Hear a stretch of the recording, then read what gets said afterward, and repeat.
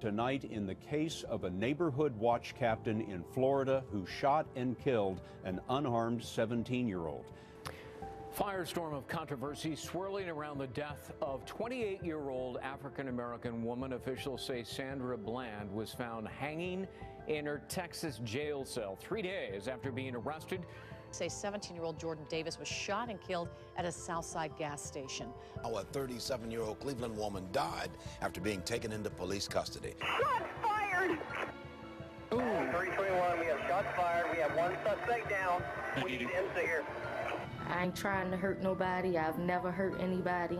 It's been quite a while, so they plotting to come in here and disturb the peace here. They've already disturbed the peace.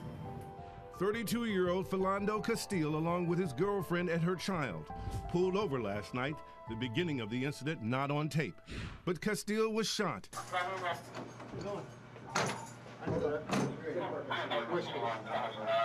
You promised that you wouldn't kill me.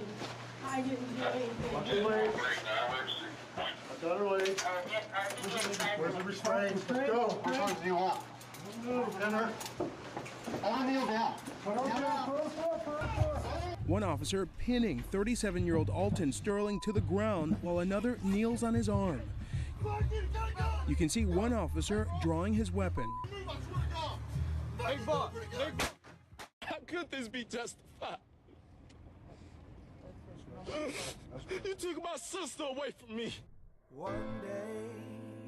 Overnight, hundreds of protesters shut down LA's massive 405 freeway in both directions.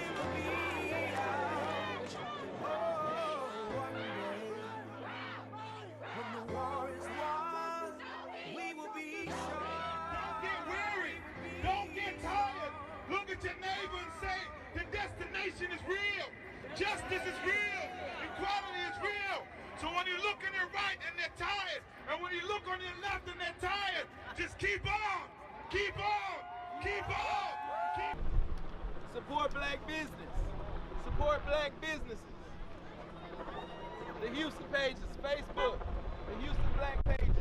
Support black business. I think City Hall can do more with economic development, putting more infrastructure in the African American community within the South and West Side. We don't need more police. What we need is more community development. There was a time where we supported each other and we supported black businesses because we had to, but when there were other facilities that were open to us, we didn't have to go to the back counter to be served, or they let us try on dresses inside the store and different things like that. We kind of forgot about our own communities, and that was in the 60s and the 70s. And I think that with the new Black Lives Matter movement, what that is it gives given us the opportunity to evaluate who we are as a people and who we support. We're coming in a time and a period where we're realizing that we're getting gunned down in the street, that to many people our lives don't matter. And so it's time to wake up. It's time to unify. It's time for all of us to come together. It's time for us to start supporting our black businesses. It's time for us to start supporting each other, lifting each other up. In the Asian community in America now, the dollar is recycled among the community's banks, retailers, and professionals for about 28 days before it's spent with outsiders. In the Jewish community, that circulation period is about 19 days. In the black community, in Jordan's community, the dollar lives for 6 hours. 6 hours. After emancipation in the early 1900s, African Americans had amassed great business power.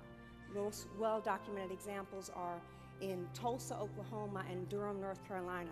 Those areas were called Black Wall Streets.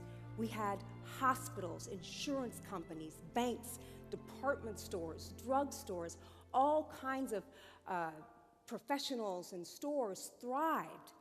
There were hundreds of millions of dollars created and recycled in the African American community. No gangs, no violence. If anything, most of that stuff came from the outside at that time, if you know what I mean.